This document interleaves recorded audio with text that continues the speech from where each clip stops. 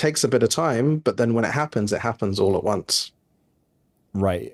Just to keep everything very specific, it takes a bit of time for the effects of AI coming in, outperforming humans to work its way into the economy. Yes. And for us to feel the effects of that. Okay. I want to And that lay out happens for at- you. Sorry, And go so I ahead. just want to say, and that happens at a time when our social contract from 2008 to now has become increasingly unclear. Here in the UK, we don't know what it means to be British anymore. America, what does it mean to be American? Competing ideologies enhanced by technology. It's getting very confusing. We'll get back to the show in a moment, but first, let's talk about the side hustle trap that's costing you money. Most side hustles fail because people treat them like hobbies, not businesses. No legal protection, no proper structure, no tax benefits. When it finally takes off, they're scrambling to legitimize what should have been built right from day one. Here is the hard truth. The moment you start making money, you're at risk. One lawsuit can wipe out your personal assets.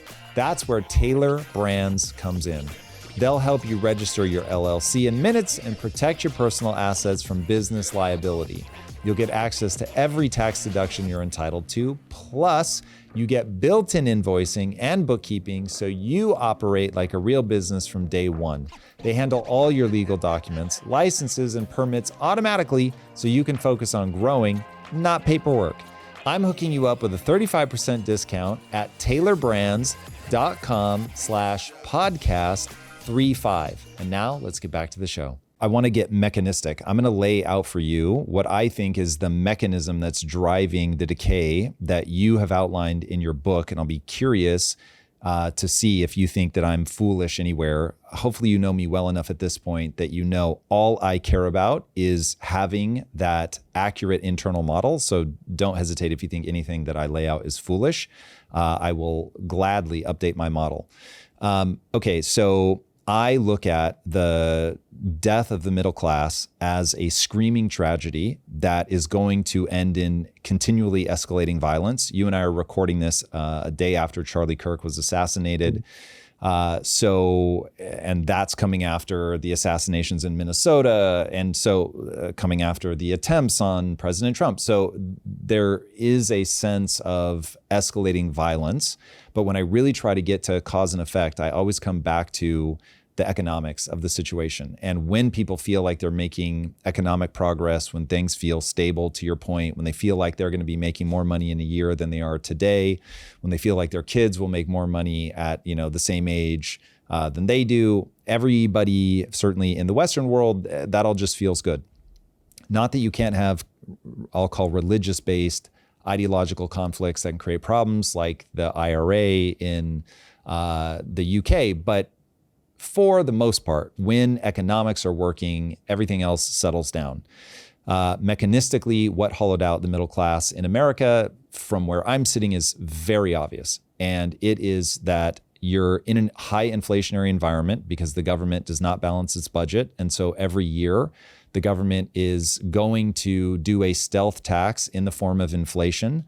That inflation puts you in a position where if you don't own assets, then you're going to get yanked down into poverty. If you do own assets, you're going to get pulled up into the upper class. And so the middle class gets hollowed out in a very knowable way. Because young people are not able to get into the only asset class that they understand intuitively, namely property, it creates this spiral effect of, I'm never going to be able to get ahead. There's some of the depression that you were talking about, I think, is specifically tied to that. There's a sense they're not going to be able to make progress. You actually said something earlier where you're talking about optimizing for what I would call fulfillment. But the one thing that you said specifically was progress. And I thought that was very interesting. I don't think people feel good about their lives if they don't feel like they're making progress on a dimension that matters to them, which is what I'm trying to get at with the economic, you feel like you're going to make more in a year. Okay, so that is how the middle class is being hollowed out. And now, as the greatest meteorite-like strike in terms of a shock to the economy is going to be AI outperforming us on everything, and companies being able to scale without the need for employees, human employees anyway. And so We'll get to the meaning and purpose of it all, because I do think that ultimately becomes the most important question. But I first want to deal with just the raw shock to the economy and what the transitional moment is going to be like, because it is entirely possible that while looking at the dashboard of GDP, which you have already been very clear is insane, but nonetheless, that's what we do for now.